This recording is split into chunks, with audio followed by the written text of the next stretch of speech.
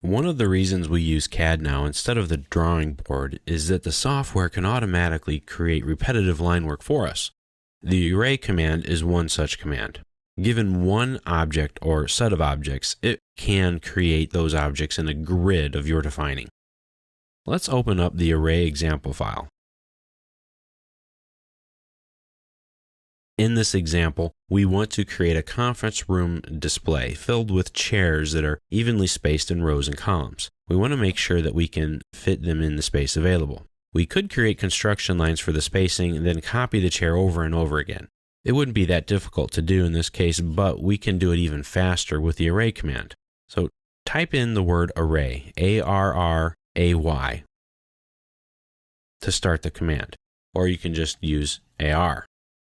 It's also found in the Modify panel on the ribbon right here.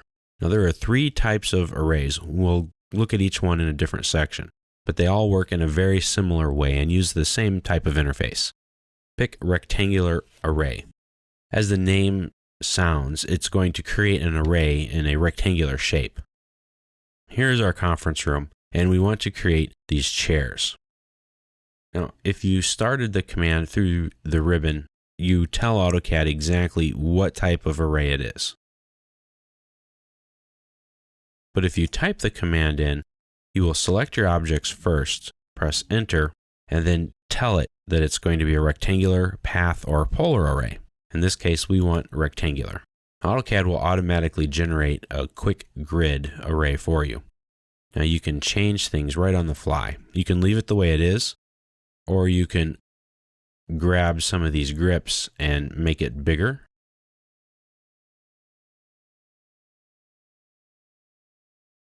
Extend it out. Add more rows or columns. And alter the separation distance between each one. Right on the fly, right like that. Once you're completed, just press Enter. And just like that, with a few quick clicks, you created a whole bunch of chairs all at one time. Now these arrays are associative. That means they work together in one block. So that I can come back here and make quick changes to it later on. We can say, maybe the client says, no, we want fewer chairs or more chairs. When you select the array, you get a contextual ribbon tab. That's a special type of ribbon tab. It only comes up in the proper context. Thus, in this case, it's selecting an array. When you select an array, you get all of the options that you need right up here to change it. Some things you can't change, though, is like the type. But this tells you that it is a rectangular type of an array. Here it tells you how many columns and their spacing, the rows and its spacing, and the different levels. This is in AutoCAD, not in AutoCAD LT. The different levels adds a 3-dimensional space to it. If I type in 3, and then we go and take a look here, once I completed the command, you can see that it's drawn 3 different levels. And I can change that on the fly to however many I want. But in this case, we only want 1.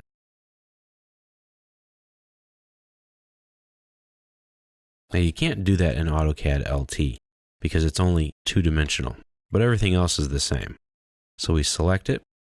We can change the number of columns to 8. And we can define the spacing to be whatever it needs to be. We can make this 6 rows, and we can change it again so they are equally distant. Now, since we've selected the array, we have different grip edits available to us.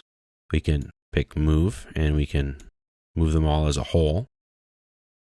We can grab this grip and change the distance between columns. This one will change the distance between rows, and this one will change the number of rows. And this is the number of columns. Or we can go with a different total column spacing, or even change the axis of it. It kind of shifts it. So you can create an array very quickly, and you can edit it just as quickly.